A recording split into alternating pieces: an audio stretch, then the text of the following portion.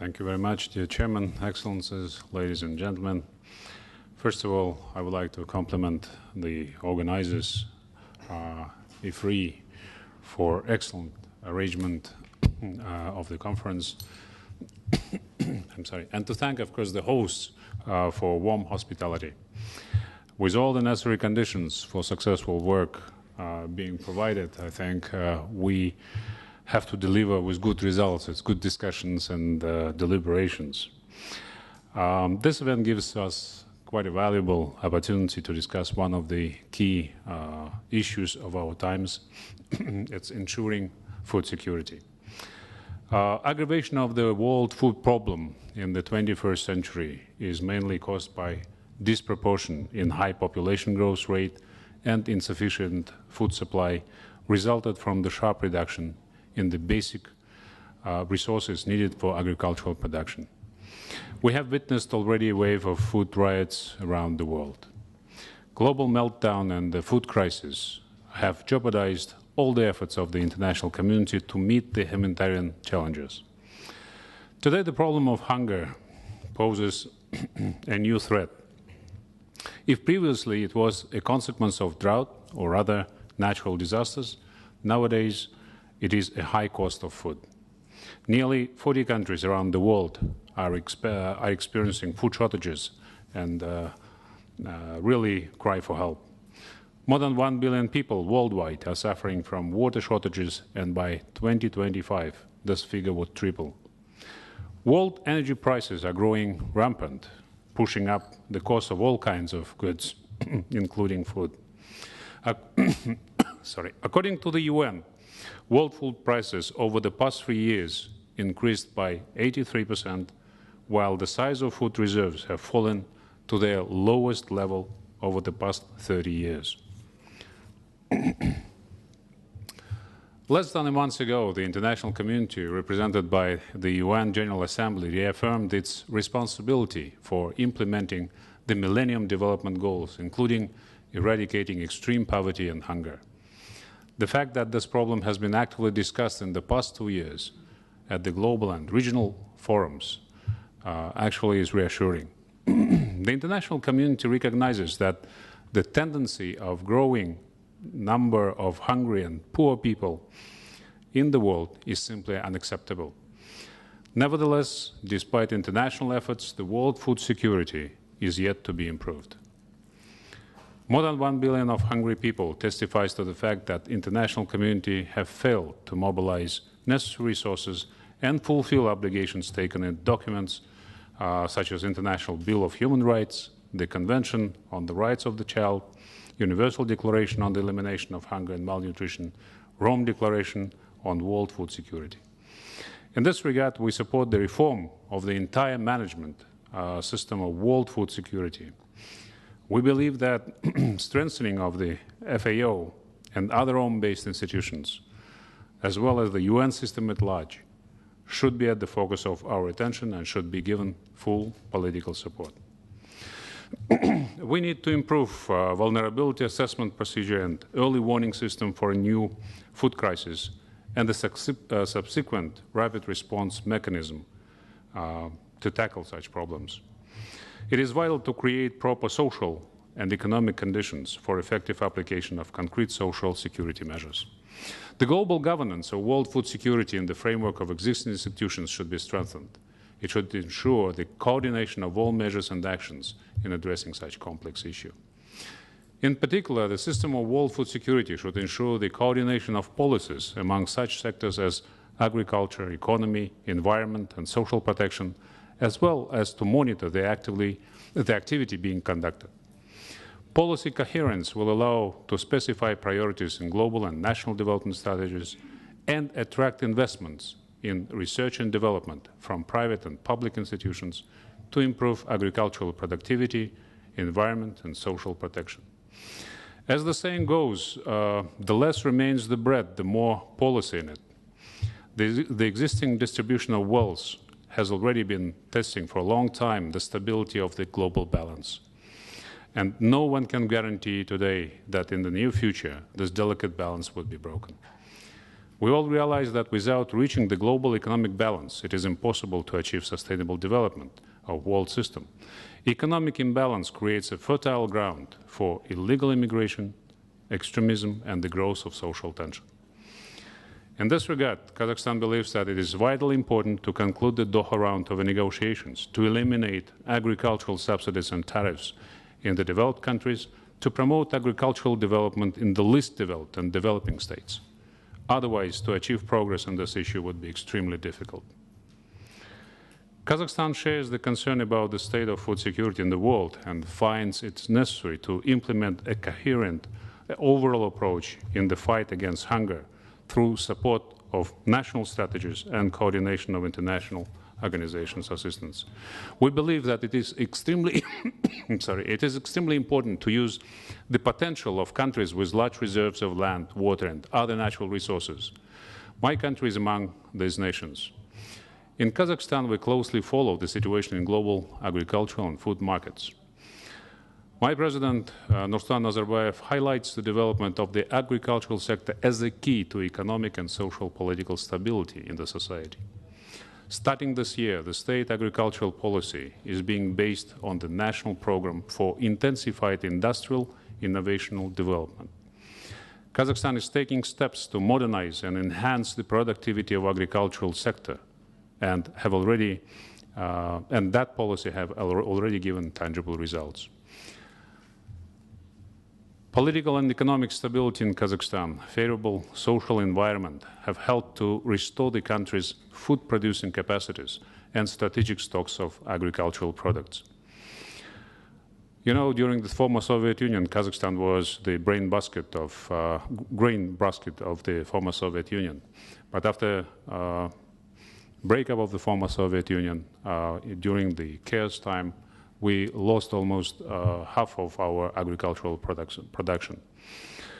And in order to restore it, we today are taking great strains in that sphere. The state pays today great attention to education and technical training, upgrading the material and technical base, increased application of advanced technologies in agriculture, as well as to attraction of investment and bringing Kazakhstan legislative framework to international standards. Over the past few years, the area of water-saving technologies has increased from 12% to 60% in grain production, as well as we are growing in the use of drip irrigation technology. Nowadays, the programs of upgrading agricultural machinery, increasing profitability and productivity of the agricultural sector are being implemented. To expand the geography of grain exports, we are building and enlarging grain terminals. All types of animal husbandry are being developed.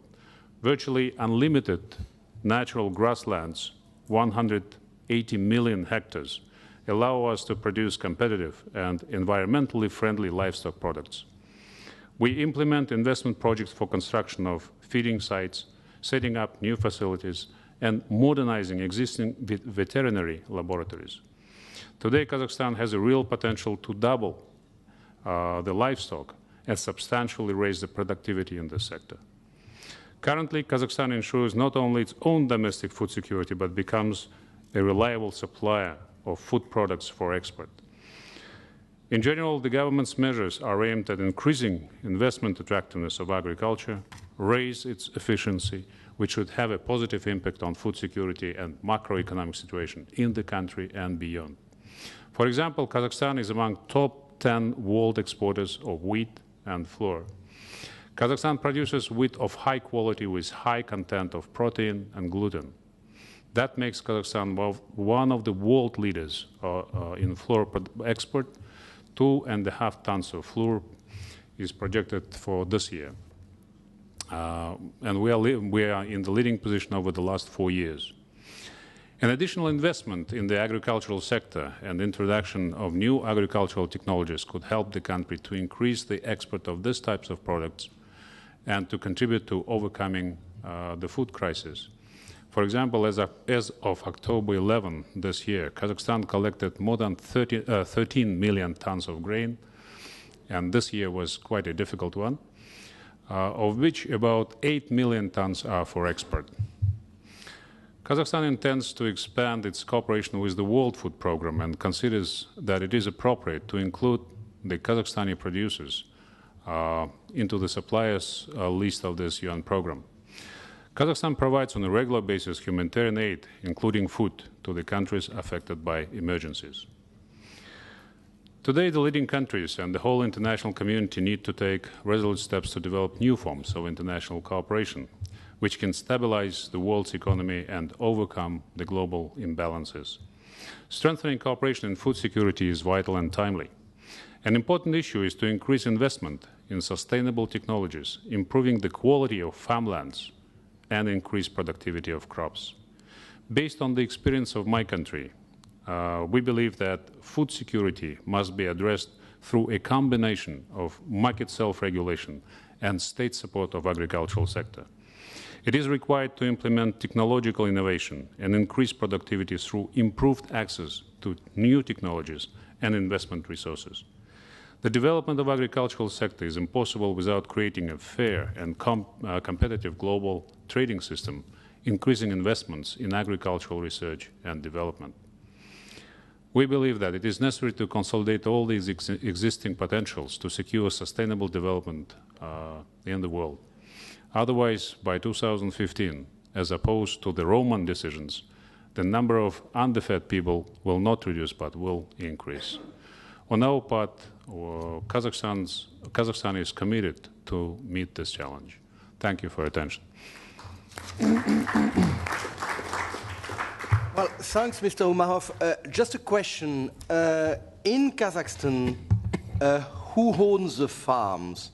Are you back to a system of family farms, or have you kept the former kolkhoz as state or private entities?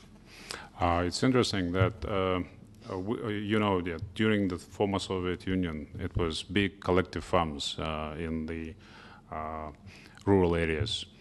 After getting independence, it was a radical reform of the agricultural sector, and of course, all the farms, collective farms, were disbanded, and we have today the smaller private farms. But lately, the tendency is for these smaller farms to get together back, because having huge fields, you have to rent or use machinery which is quite costly, and that's why the smaller farms today get together for bigger production, and they rent or buy the machinery in order to use them in the farming process. So we are seeing today that the smaller farms are being enlarged, and they are still private, but it's already bigger forms of ownership. You don't have, like in Ukraine, foreign investment, and especially you don't have any investment coming from China. No, we don't have.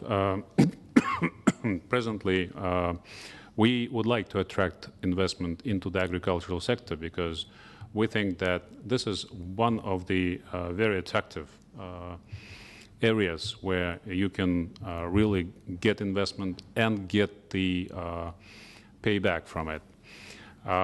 China is not a part of this kind of ventures, though, of course, this intention is there.